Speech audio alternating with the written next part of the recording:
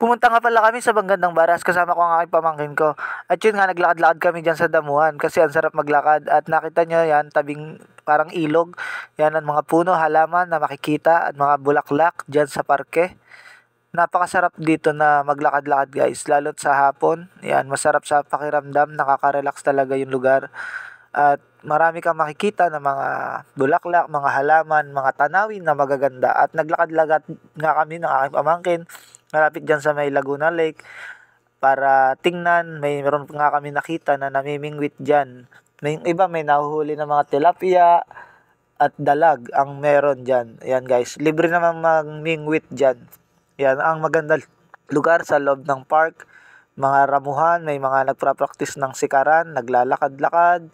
At meron din diyang na palaruan ng mga bata. Yan nga yung I Love Banggandang Baras. At yan nga yung lawa, napakagandang tignan, pagmasdan.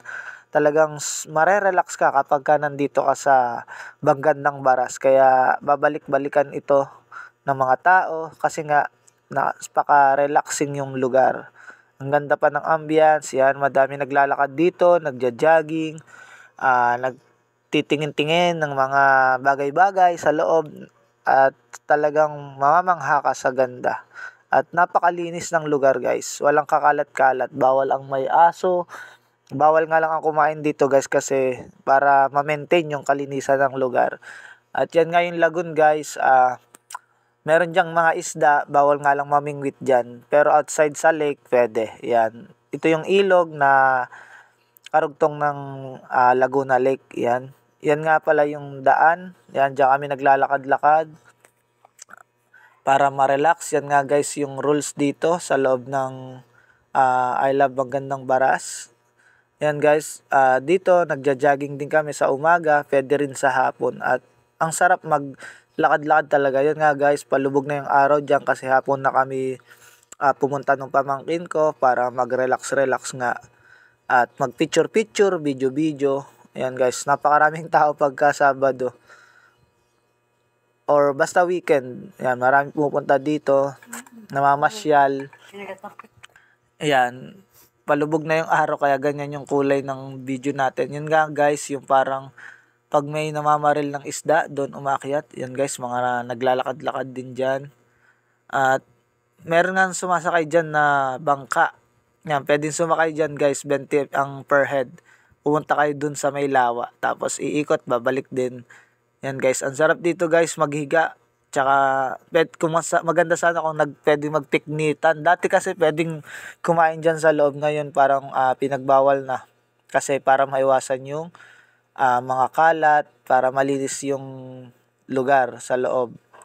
Yan guys, sobrang nakaka-relax talaga rito. Wala akong masabi. Talagang binabalik-balikan namin ito.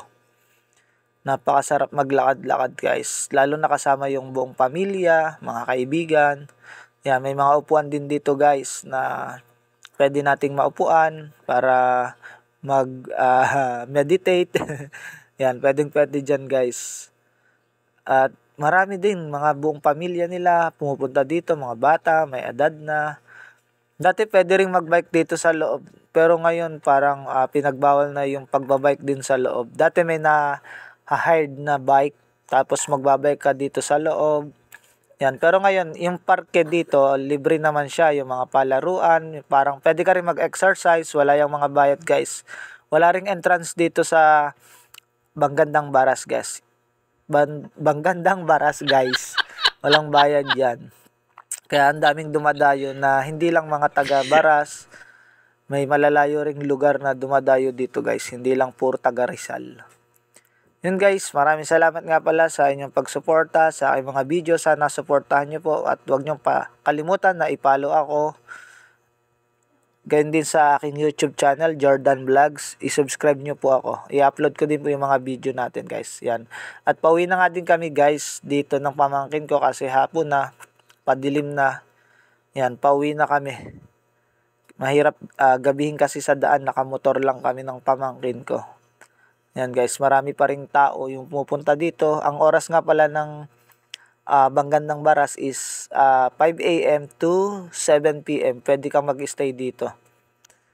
At talagang walang bayad, walang entrance, libreng-libre talaga. Kaya maraming tao yung pumupunta dito para mag-relax. Yun lang guys, maraming salamat po sa inyong panonood.